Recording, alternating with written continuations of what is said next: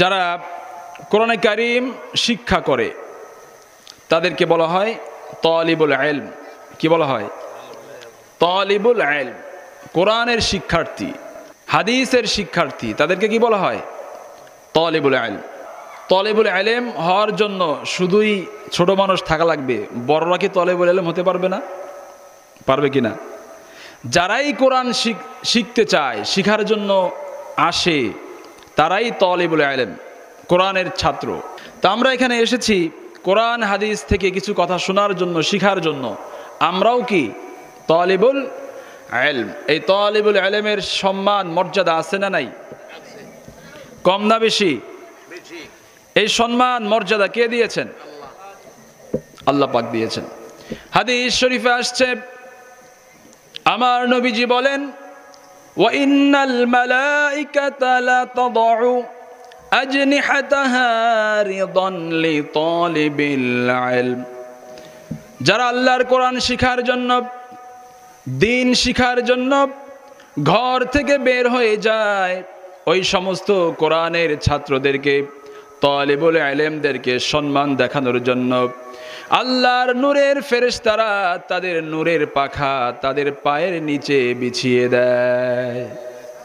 এরপরে নবীজি বলেন, ওয়া ইন্নাল আলিমা লা ইস্তাগফিরু লাহু মান ফিস সামাওয়াতি ওয়া মান ফিল আরদি হাত্তাল হিতানু ফিল মা।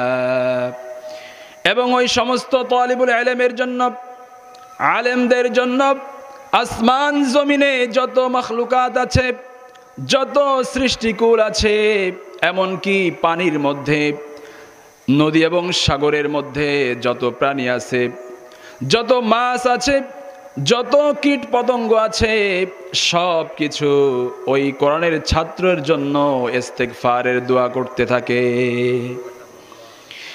অন্য হাদিসে নবীজি সাল্লাল্লাহু আলাইহি ওয়াসাল্লাম বলেছেন, মান ক্বরাআল কুরআনা ফাস্তাযহারাহু ফাআহাল্লা হালালাহু ওয়া হাররামা হারামাহু আদখালাহু আল্লাহু বিহিল জান্নাহ ওয়া শাফাআহু ফি আশরাতিন মিন আহলি বাইতিহি কুল্লিহিম ক্বাদ ওয়াজাবাত লাহুন নার।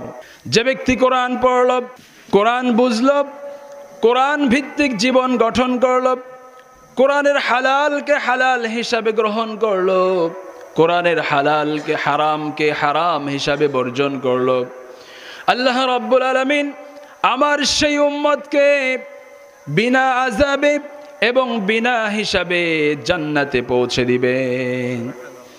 শুধু তাই নয়, ওই ব্যক্তিকে আল্লাহ রাব্বুল আলামিন এমন পাওয়ার দিবেন, এমন ক্ষমতা দিবেন, ওই ব্যক্তি তার বংশের এমন 10 জন জাহান্নামীর জন্য সুপারিশ করতে পারবে, যাদের ব্যাপারে জাহান্নাম অবধারিত হয়ে গিয়েছিল, যাদের জন্য জাহান্নাম ওয়াজিব হয়ে গিয়েছিল, এমন 10 জন জাহান্নামীর জন্য ওই বান্দা সুপারিশ করতে পারবে।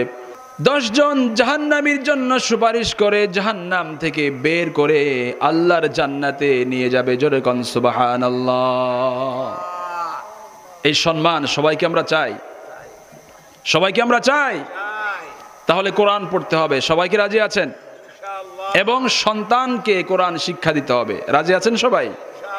সম্মানিত হাজিরিন, সারা জীবন মৃত্যু পর্যন্ত কোরআনের ছাত্র থাকতে পারা, নিজেকে কোরআনের ছাত্র বানিয়ে রাখা অনেক বড় সম্মানের বিষয়। সেই জন্য আমি কখনোই পরিচয় দেই না আমি আলেম। আমি কেউ জিজ্ঞাসা করলে আমি বলি একজন কোরআনের ছাত্র, আমি পড়াশোনা করি। পড়াশোনা করেন না আপনারা? আপনারাও ছাত্র, আলহামদুলিল্লাহ।